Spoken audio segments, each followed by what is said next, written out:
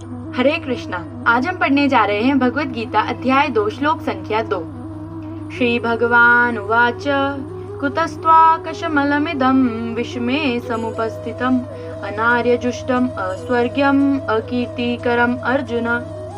श्री भगवान ने कहा, हे अर्जुन, तुम्हारे मन में यह कल्मश आया कैसे? यह उस मनुष्य के लिए तनिक भी अनुकूल नहीं है जो जीवन के मूल्य को जानता हो। इससे उच्च लोक की नहीं अपितु अपयश की प्राप्ति होती है। तात्पर्य, श्री कृष्ण तथा भगवान वे अभिन्न हैं। इसलिए श्री कृष्ण को संपूर्ण गीता में भगवान ही कहा गया है। भगवान परम सत्य की पराकाष्ठा है। परम सत्य का बोध ज्ञान के 3 अवस्थाओं में होता है। ब्रह्म या निर्विशेष सर्वव्यापी चेतना, परमात्मा या भगवान का अंतर्यामी रूप जो समस्त जीवों के हृदय में है, तथा भगवान या श्री भगवान कृष्ण। श्रीमद् भागवत में 1.2.11 परम सत्य की यह धारणा इस प्रकार बताई गई है। वदन्ति तत्त्वविदस्तत्त्वं यज्ञानमद्वयं ब्रह्मेति परमात्मेति भगवानिति शक्यते। परम सत्य का ज्ञाता परम सत्य का अनुभव ज्ञान की 3 अवस्थाओं में करता है, और ये सब अवस्थाएं एकारूप हैं। ये ब्रह्म, परमात्मा तथा भगवान के रूप में व्यक्त की जाती है। इन 3 दिव्य पक्षों को सूर्य के दृष्टांत द्वारा समझाया जा सकता है, क्योंकि उसके भी 3 भिन्न भिन्न पक्ष होते हैं, यथा धूप यानी प्रकाश, सूर्य की सतह तथा सूर्यलोक स्वयं।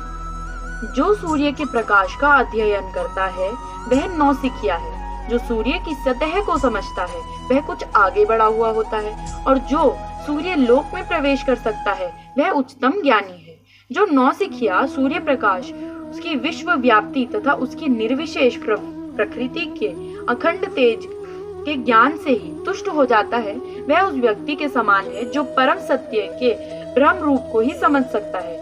जो व्यक्ति कुछ अधिक जानकार है वह सूर्य गोले के विषय में जान सकता है, जिसकी तुलना परम सत्य के परमात्मा स्वरूप से की जाती है।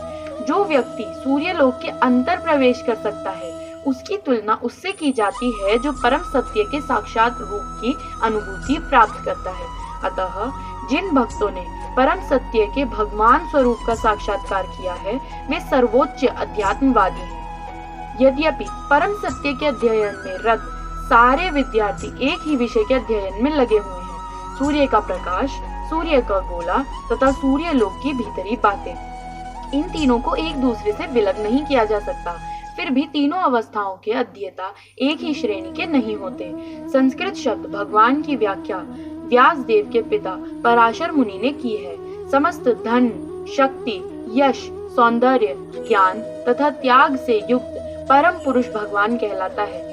ऐसे अनेक व्यक्ति हैं जो अत्यंत धनी हैं, अत्यंत शक्तिमान हैं, अत्यंत सुंदर हैं और अत्यंत विख्यात, विद्वान तथा विरक्त भी है, किंतु कोई साधिकार यह नहीं कह सकता कि उसके पास सारा धन, शक्ति आदि है। एकमात्र कृष्ण ही ऐसा दावा कर सकते हैं, क्योंकि वे भगवान हैं। ब्रह्मा, शिव या नारायण सहित कोई भी जीव कृष्ण के समान पूर्ण ऐश्वर्यवान नहीं है। अतः ब्रह्म संहिता में स्वयं ब्रह्मा जी का निर्णय है कि श्री कृष्ण स्वयं भगवान है। ना तो कोई उनके तुल्य है, ना उनसे बढ़कर है। वे आदि स्वामी या भगवान है, गोविंद रूप में जाने जाते हैं और समस्त कारणों के परम कारण है। ईश्वरः परमः कृष्णः सच्चिदानंद विग्रह अनादिरादिर गोविंदः सर्व कारण कारणम।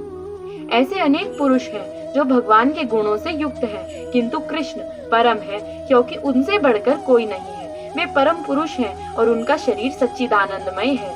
वे आदि भगवान गोविंद हैं और समस्त कारणों के कारण हैं। ब्रह्म संहिता 5.1।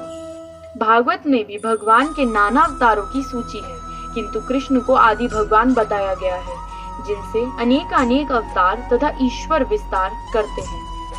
एते चांशकलः पुंसः कृष्णस्तु भगवान स्वयं इंद्रारिव्याकुलं लोकं मृड्यन्ति युगे युगे। यहाँ पर वर्णित सारे अवतारों की सूचियाँ यह तो भगवान की अंश कलाओं अथवा पूर्ण कलाओं की है, किंतु कृष्ण तो स्वयं भगवान है। भागवत 1.3.27। अतः कृष्ण आदि भगवान परम सत्य परमात्मा तथा निर्विशेष ब्रह्म दोनों के उद्गम है। भगवान की उपस्थिति में अर्जुन द्वारा सज्जनों के लिए शोक करना सर्वथा अशोभनीय है। अतः कृष्ण ने कुतः शब्द से अपना आश्चर्य व्यक्त किया है। आर्य जैसी सभ्य जाति के किसी व्यक्ति से ऐसी मलिनता की उम्मीद नहीं की जाती।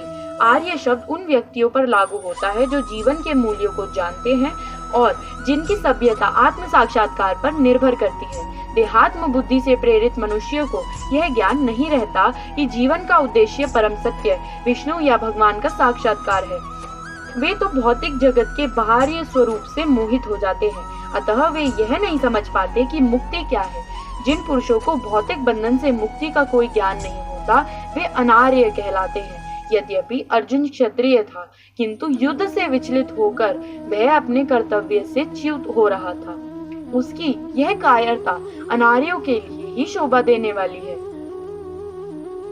कर्तव्य पथ से इस प्रकार का विचलन न तो आध्यात्मिक जीवन में प्रगति करने में सहायक बनता है, न ही इससे इस संसार में ख्याति प्राप्त की जा सकती है। भगवान कृष्ण ने अर्जुन द्वारा अपने स्वजनों पर इस प्रकार की करुणा का अनुमोदन नहीं किया। श्रीमद् भगवद गीता ग्रंथ की जय। श्रील प्रभुपाद की जय। हरे कृष्णा।